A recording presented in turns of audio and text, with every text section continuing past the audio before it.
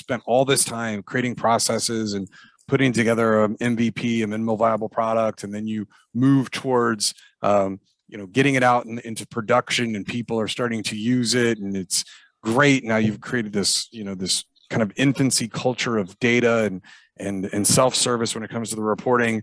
And then what happens next, right? Like where do you guys all of a sudden see things where it's clicking and user adoption is happening and it's beginning to be self-perpetuating, right? What is that next step? What do you guys see there? So yeah, go ahead. So for me, when we talk about iterative development and user adoption as a whole, it really comes down to two things for me. It's keeping the audience engaged, which is the name of the game, really. It's if you don't have an engaged audience, there's nothing to deliver them. Additionally, iterative development doesn't only have to be inside of your Power BI tenancy. Now that you've established a culture of data for your organization, iterative development could be on what data repositories are we using? What technologies can we start implementing to make our data refreshes faster? How can we start automating a lot more of these processes that we sacrificed for our MVP? They're kind of artifacts left over.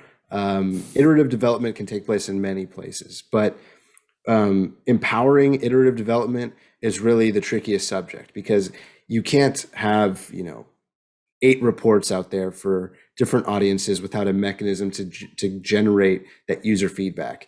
If people are using it in a vacuum and not being able to deliver any feature requests, feature updates, anything like that, then you're not going to be able to keep your audience engaged, because they'll kind of find a way to get those insights elsewhere. Or maybe one thing we've seen a few times is the disastrous case of some business analysts getting a little too big for their britches and attempting to derive from the current data set and build their own report, and they start operating on some unreliable data or miscalculated KPIs, and that's something that really needs to be avoided. So if you're getting that feedback from your users, if you have any mechanisms, whether it's email tickets, whether it's having a project coordinator speak to users on a regular basis, that's something you really want to set up so that you can keep adding these new pages, new reports, streamlining reports.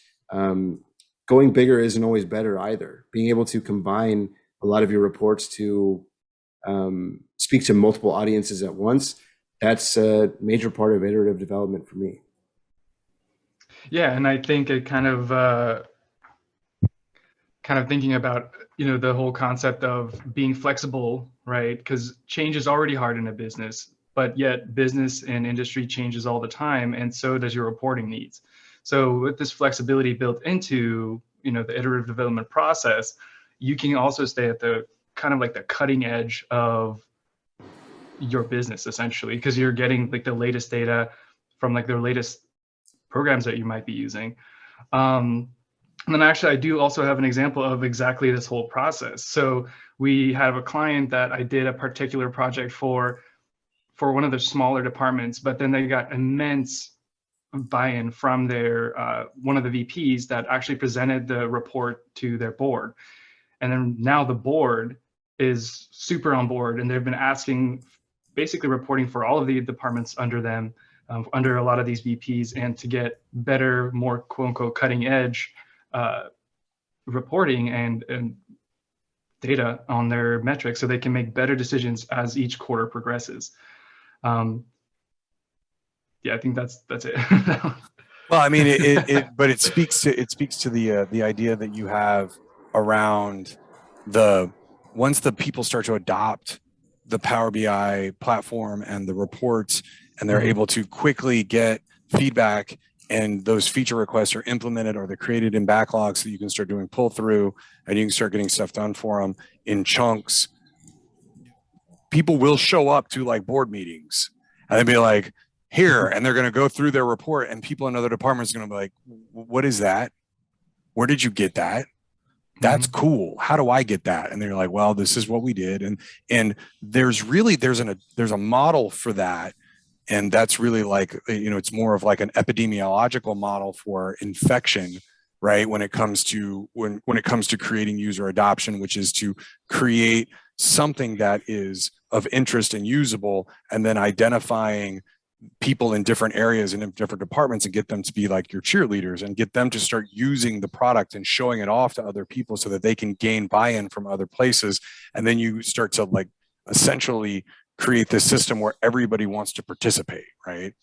And so there's a proven methodology to being able to say, great, like, okay, so in your department, let's pick a couple of stakeholders because you like it, and let's get them excited about using it and get them showing it off and get them using it and giving us feedback on it. You can't just give it out to anybody for user adoption. Like, I think that's one of the most important things to remember is people are like, I tried this already and no one would give me feedback and nobody used the report.